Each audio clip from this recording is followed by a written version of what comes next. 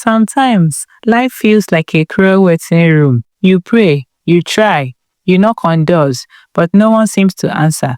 That was Ngozi's story. She was a young woman with dreams bigger than her small room, but reality kept pushing her down. For years, she waited, hoping for just one breakthrough. But when the breakthrough finally came, it came with just a phone call. But what she heard on the other end was not just a call, it was a moment that would test her tears, her faith, and even her strength to keep going. Before we dive into this emotional journey, please subscribe if you are just coming across our channel. Turn on your notification bell and like this video so you won't miss more powerful stories that touch the heart and remind us that no matter how dark the night is, the morning will surely come. Ngozi sat on the edge of her wooden bed, clutching her old Nokia phone in her hand as if holding onto hope itself. The screen was cracked, the button stiff. Yes, she carried it everywhere. For 3 years, that phone has been her silent witness to her prayers, her disappointments, and her endless waiting. Her room was small, barely wide enough to hold a narrow bed, a rickety table, and an old wardrobe whose door no longer closed properly. The zinc roof above had tiny holes, and whenever rain fell, she placed buckets and pans around to catch the dripping water. The walls were faded with patches of damp, and the air was often thick with smell of kerosene from the little stove she used for cooking. It wasn't a home she had dreamed of, but it was what she could manage. Life in their neighborhood was noisy. The street outside was always alive with the cries of hawkers, the rumbles of keke napep, and the children running barefoot in the dust. At night, the narrators coughed and hummed until dawn, filling the air with fumes. It was a place where poverty was normal, where dreams often drowned in survival. But Ngozi still carried her own fragile dream inside her. She had once believed she was destined for something greater. Back in university, she was known as the girl who always sat in front row, scribbling notes eagerly and asking questions others were too shy to ask. While many students spent their evenings hanging out at campus restaurants or parties, Ngozi spent hers under a freaking lantern, revising tirelessly. Her father had died just before her admission, and her mother's small trading business barely sustained the family. She knew the only inheritance she could give herself and her younger brother Chike was a good education. Sometimes she went to class on an empty stomach, drinking only water until her head spun. On exam days, she wore the same faded black skirt and white blouse because they were the neatest clothes she had. Friends sometimes teased her, but she ignored them. She told herself silently, one day, when I graduate, all this struggle will be worth it. And when she finally walked across the stage to collect her certificate in economics, her heart swelled with pride. She imagined a bright office job, a steady salary, and a life where her mother no longer had to count coins at the market, and her brother would never again be sent home for unpaid school fees. But reality was different. Interview after interview, rejection after rejection. Her certificate that once felt like gold now seemed like a piece of paper mocking her. Some employers said she lacked experience, others said nothing at all, only sending polite emails or silence. Each time she left an office, her shoulders sagged a little more. She remembered one interview clearly. She had borrowed money for transport, ironed her blouse until it almost tore, and practiced her answers at night. The panel had smiled at her, asked her questions, and nodded as she answered confidently. Her heart had soared when they said, "We'll get back to you." For 2 weeks, she waited by her phone, jumping each time it rang, but it was never them. That phrase, "we'll get back to you," became a cruel song in her ears, echoing whenever hope tried to rise. At home, her struggles were even heavier. Her mother, Mama Chike, was often sick. Her frail body bent from years of labor at the market. Medical bills drained what little money they had. Her younger brother Chike, just 12 years old, looked at her with eyes full of trust. Whenever he asked, "Sister, will life be better someday?" she forced a smile, even when her own heart was breaking. To survive, Ngozi turned to selling akara by the roadside.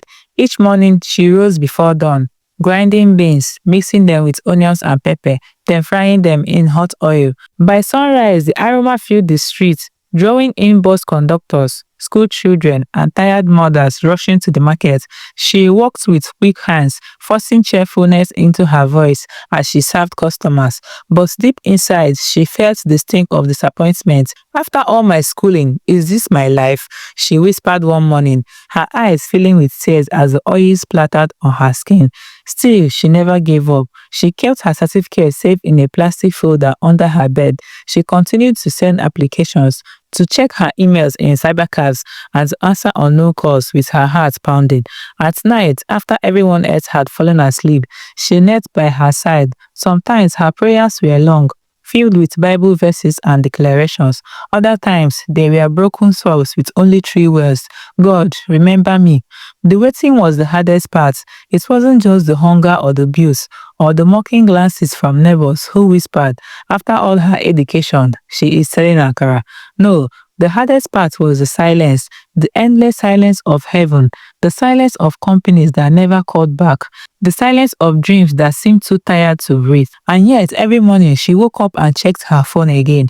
Even when there was no new message, she held it close, whispering to herself, maybe today will be different. Ngozi did not know it yet, but her today was coming, and it would come in the most unexpected way. The morning sun rose lazily over the crowded streets, turning the dust in the air golden. Ngozi was already at her akara stand, her wrapper tied firmly around her waist, her hair covered with a simple scarf. The smell of hot oil and beans filled the air as she dropped spoonfuls of the thick mixture into the sizzling pan.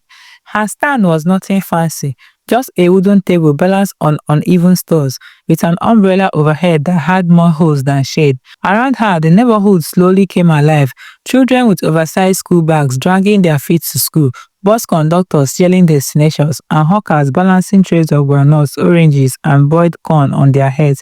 It was the kind of environment where people survived day by day, not knowing what tomorrow would bring. 200 naira akara, a bus conductor bragged, his voice raw from shouting all morning. He threw down a crumbled note and grabbed the hot piece before rushing out. Ngozi packed the akara quickly, her hands moving fast, though her mind wandered elsewhere. As she served customer after customer, her phone buzzed, her heart skipped. Every vibration, every ringtone carried the possibility of good news. Wiping her hands on her wrapper, she snatched the phone, her breath catching in her throat. But the screen showed Mama Chike. Her mother's weak voice came through the line. Ngozi, did you remember my medicine? Yes, Mama, I will buy it once I finish here, she answered softly, though she wasn't sure where the money would come from. Her throat tightened as she hung up. For a moment, her shoulders slumped. She felt the familiar sting of helplessness, but she forced a smile back on her face as another customer approached. Later that afternoon, after the sun dipped and she was packing up, something unusual happened. A man in his late 30s, dressed neatly in a shirt and tie, stopped by. He ordered akara but didn't rush off like most customers. Instead, he studied her face curiously. Young lady, he said after taking a bite, what did you study in school? Ngozi looked up in surprise, almost dropping the spoon. Economics, sir. The man nodded, chewing slowly as if weighing his thoughts.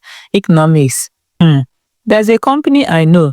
They're looking for graduates. You seem determined. You should apply. Her heart began to race. Was this real or just another cruel trick of hope? She swallowed nervously as she scribbled something on a piece of paper and handed it to her. An email address. Send your application. Don't waste time, he said, and walked away. Ngozi stared at the paper in her hand, trembling slightly. To anyone else, it was just ink on scrap, but to her, it looked like a key. Maybe the key she had been waiting for all these years. She tucked it carefully into her bag, afraid the wind might snatch it away.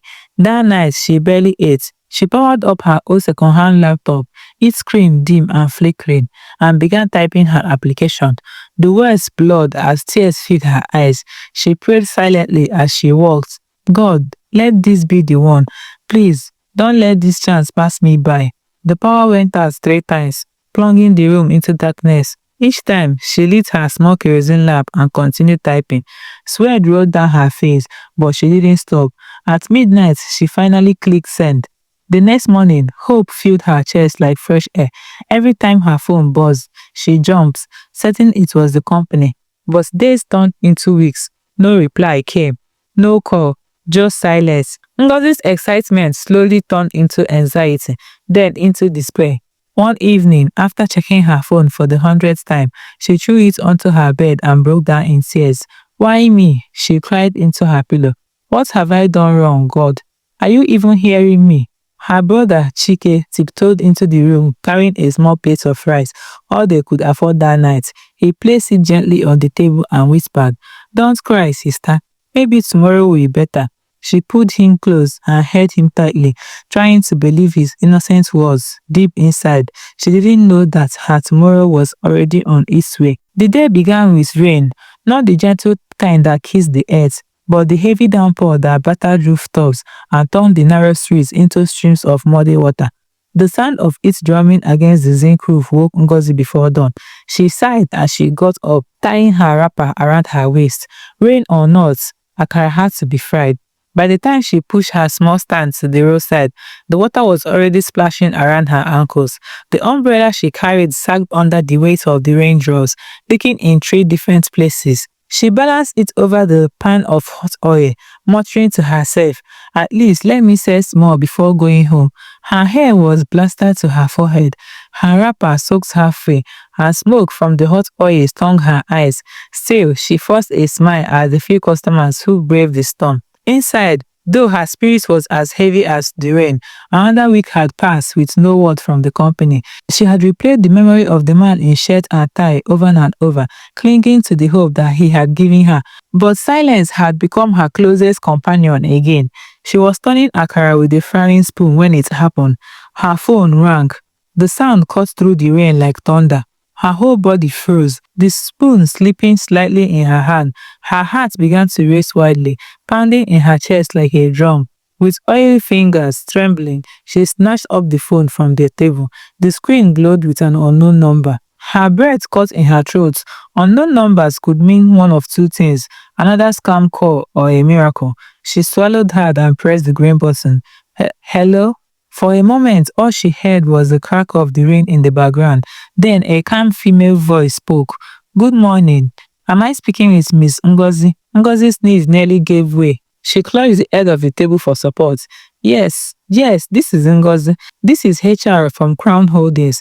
After reviewing your application, I'm pleased to inform you that you have been selected for the position of junior analyst.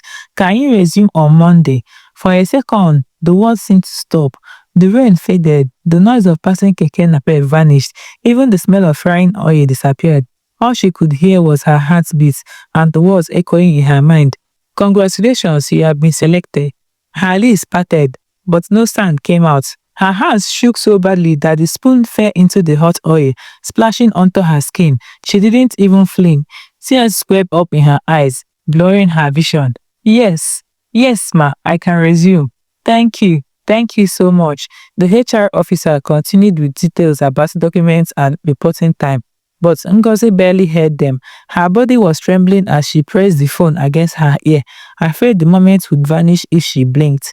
When the call finally ended, she held the phone to her chest and collapsed onto the wooden bench behind her. Tears streamed freely down her cheeks. The rain poured, soaking her wrapper and mixing with her tears, but she didn't care. God, she whispered, her voice breaking. You remembered me. After all this time, you remembered me. People passing by turned to stare. Some shook their heads, thinking she had gone mad. A young woman laughing and crying at the same time, soaked to the bone under a leaking umbrella. But Ngozi didn't care. For 3 years, she had waited. For 3 years, she had carried hope like a burden. And now, in the most ordinary of moments, her miracle had come. At that moment, Chike appeared, running through the rain. He had come to help her close the stand, his small body drenched. He stopped short when he saw her crying. Sister, what happened? Did something go wrong? He asked, his voice trembling. Ngozi pulled him into her arms, clutching him tightly. Her tears wet his shoulders as she whispered, Chike, our story has changed. God has opened a new door. The boy looked up at her, his eyes wide. Really, sister? You mean no more akara every day? She laughed through her tears and trapped his nose playfully.